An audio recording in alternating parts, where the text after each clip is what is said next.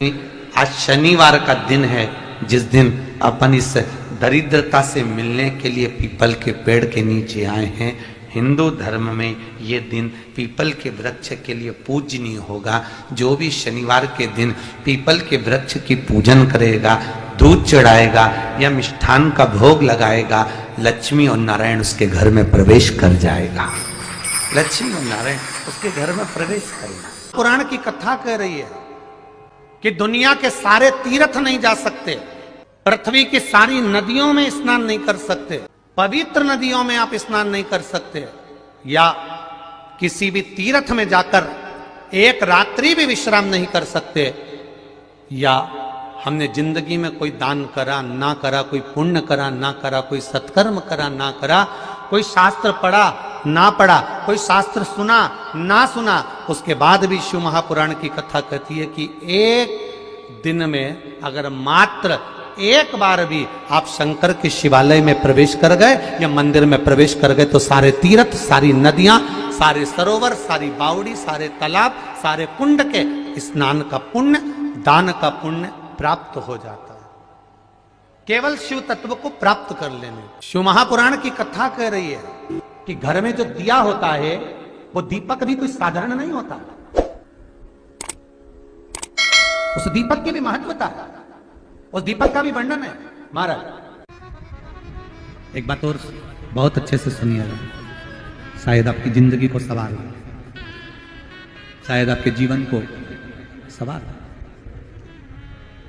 मेरी जीजियों, मेरे जीजाओं, मेरी बेटियों, बेटाओं,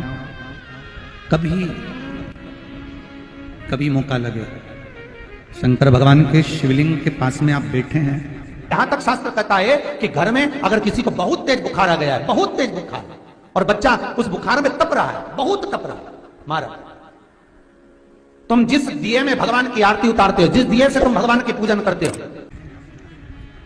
कभी मौका लगे और आप पूजन करने के लिए गए,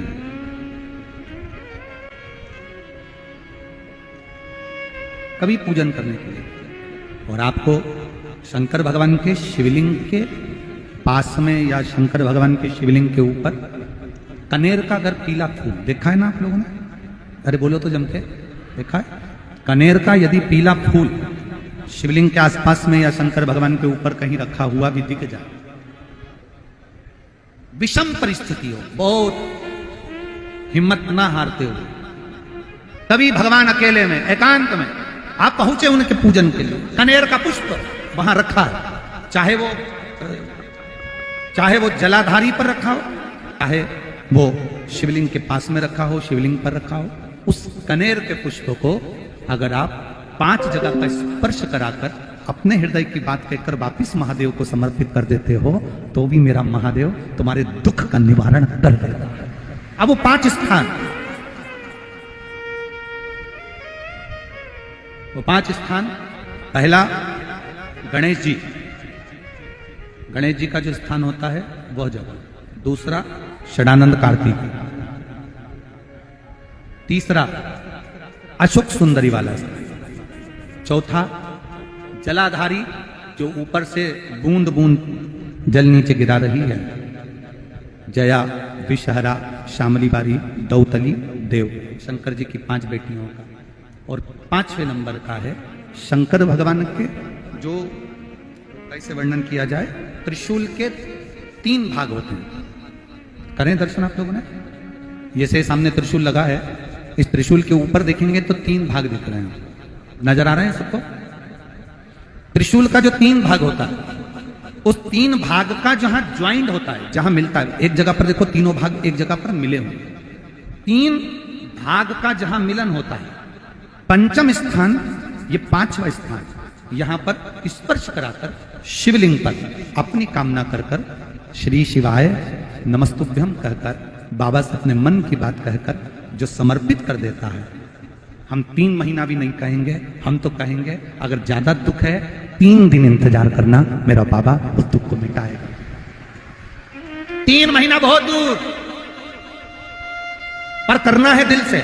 और कई तरह के दीपक होते हैं, दीपक का भी विधान वर्णन किया गया, उस दिए का भी वर्णन किया गया। यहां तक शास्त्र कहता है कि घर में अगर किसी को बहुत तेज बुखार आ गया है, बहुत तेज बुखार, और बच्चा उस बुखार में तप रहा है, बहुत तप रहा है, मारा, तुम जिस दिए में भगवान की आरती उतारते हो, जिस दिए से तुम भगवान की पूजन करते हो, उस दिए की बत्ती को नीचे डाल दीजिए और उस दिए को पानी की बाल्टी में धो दीजिए। कौन सी बाल्टी में? जिस बाल्टी के पानी से आप बच्चे को स्नान करा सको। मारा, केवल भगवान पर से ले जाकर, पास में से ले जाकर उस बाल्टी में थोड़ी देर डाल दो और उस बाल्टी के पानी से उस बच्चे को स्नान करा दीजिए।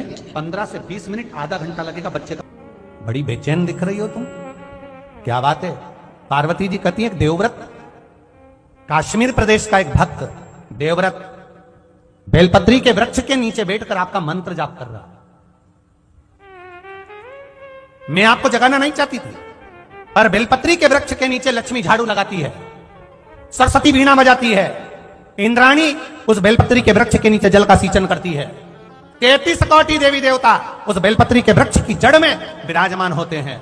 इसलिए देवव्रत एक बार पंचाक्षर मंत्र बोलता है तो वो 33 करोड़ बार गिना जाता है, ऐसा बेलपत्री का वृक्ष होता है। बेलपत्री के वृक्ष के नीचे एक बार अगर भगवान का नाम लिया जाता है तो वो 33 करोड़ बार, 33 कोटि बार गिना जाता है। एक मंत्र केवल नमः शिवाय, ओम नमः शिवाय, नमः शिवाय, ओम नमः शिवाय, 33 कोटि बार गिना है, 33 कोटि।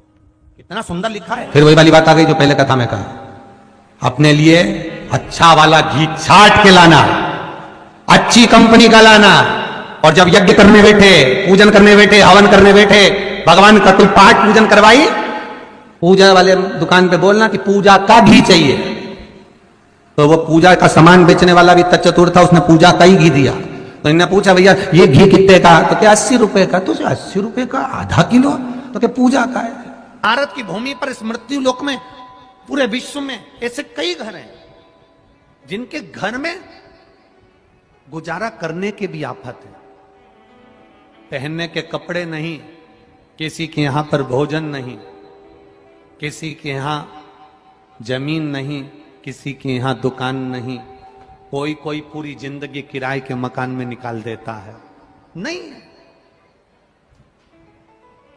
मेरा एक निवेदन है, इस कथा को जितने छत्रपति संभाजी नगर के श्रोता भाई बहन श्रवण कर रहे हैं उनसे निवेदन करूंगा, आप हाथ का ठेला लगा रहे हो, सब्जी का ठेला लगा रहे हो, फल का ठेला लगा रहे हो, धक्के की जिंदगी जी रहे हो, दरवाजे पर बैठे हो, कहीं ना कहीं तुम दास्य भाव की जिंदगी जी रहे हो, तकलीफ में जिंदगी जी रहे हो, बहुत दुख की जिंदगी जी रहे हो, बहुत कष्ट की जिंदगी जी रहे हो, उनसे केवल निवेदन करूंगा, 3 महीने 2 जगह पर जल चढ़ाना प्रारंभ कर दीजिए, केवल 3 महीने।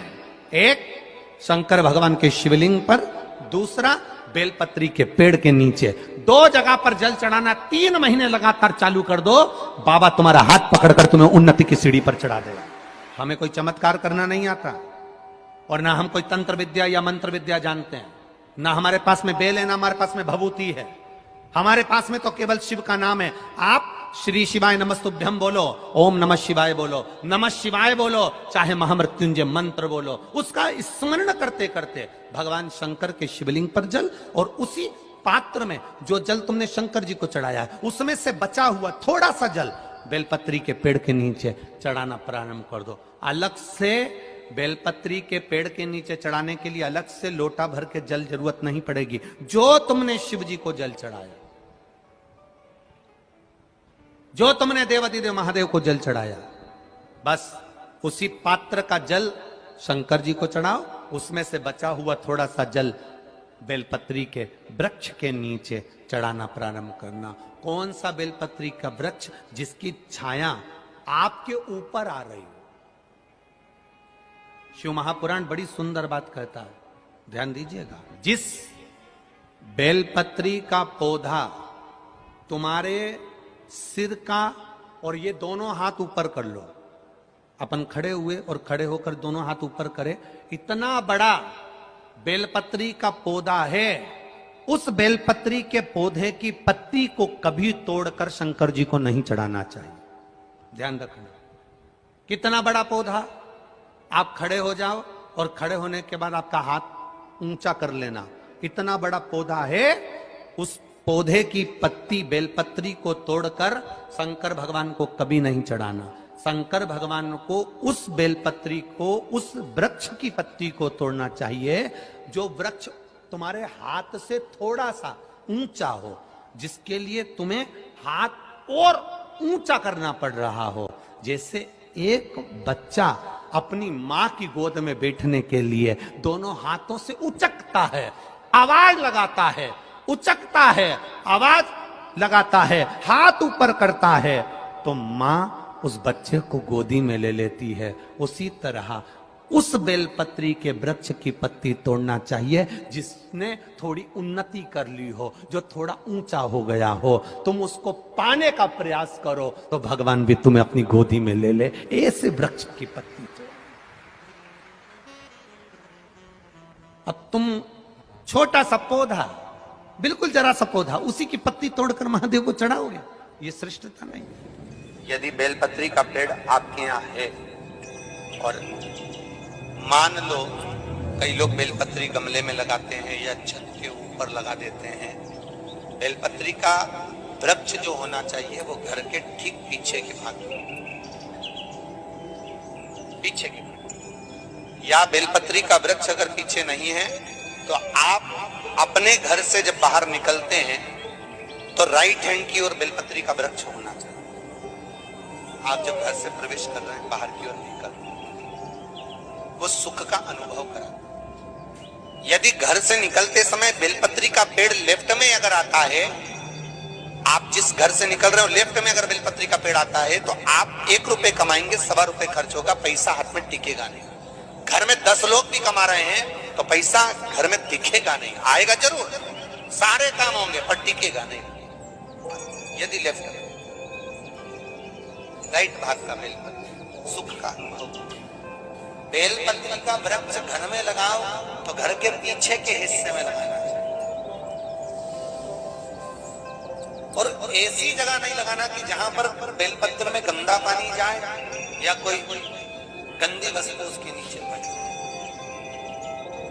33 करोड़ देवी देवता बेलपत्री के पेड़ के नीचे सोमवार के दिन, कोई रविवार के दिन, कोई मंगलवार, कोई बुधवार, कोई गुरुवार, कोई शुक्रवार, कोई शनिवार के दिन बेलपत्री के नीचे आकर 33 करोड़ देवी देवता हो तप करते हैं, साधना करते हैं।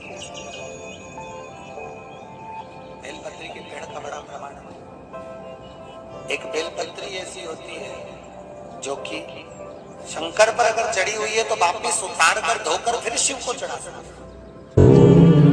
किसी व्यक्ति से कोई काम करवाना है, वो काम नहीं कर रहा, कोई फाइल आगे नहीं बढ़ रही है, कोई कार्य अटक रहा है, या फिर कहीं रुपया पैसा अटक गया हो, नहीं निकल रहा हो, तो एक जल के पात्र में जल भरकर 5 बेलपत्री शिव जी को समर्पित कर कुंदकेश्वर महादेव का नाम लेकर एक सफेद पुष्प बेलपत्री के ऊपर जो शिव जी को चढ़ाई है उस पर समर्पित कर जल जो लेकर गए हो, अपनी उस कामना को कर कि मेरा ये कार्य अटक रहा है, ये कार्य नहीं हो रहा, कुंदकेश्वर महादेव का नाम लेकर धीरे धीरे जल की धार चढ़ाइए। और एक बात हमेशा याद रखना, फिर निवेदन कर रहे हैं, अच्छे से समझ लेना, शंकर जी पर जब जल चढ़ता है, शिव जी का जब अभिषेक होता है, शंकर जी पर जब जल चढ़ाया जाता है, दूध चढ़ाओ, जल चढ़ाओ, कुछ भी चढ़ाओ, पर एक बात का स्मरण अपने जीवन में होना कि इतने ऊपर से मत चढ़ाना कि जल चढ़े और छींटे आपके ऊपर।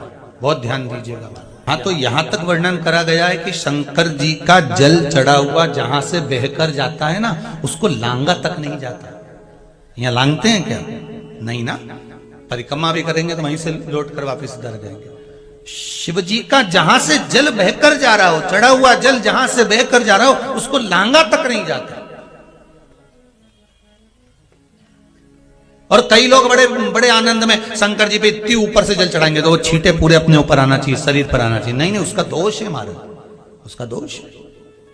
आप भगवान को अगर जल चढ़ाओ, दूध चढ़ाओ, तो मान लो अगर जैसे एक सरल भाषा में समझ लो और अच्छे से, कि जैसे ये शिवलिंग है, शंकर जी का ये शिवलिंग है। और आप जल चढ़ा रहे हो तो इतनी ऊपर से छोड़ोगे तो पानी का छींटा तो अपने ऊपर आएगा, पर वही जल, वही दूध, वही सामग्री आप शिवलिंग से थोड़ी सी दूरी बनाकर अगर आप समर्पित करेंगे तो बाबा उसको स्वीकार भी करता है और आनंद की अनुभूति भी होती है। कार्य में सिद्धता भी आती है, कार्य में उसकी सिद्धता भी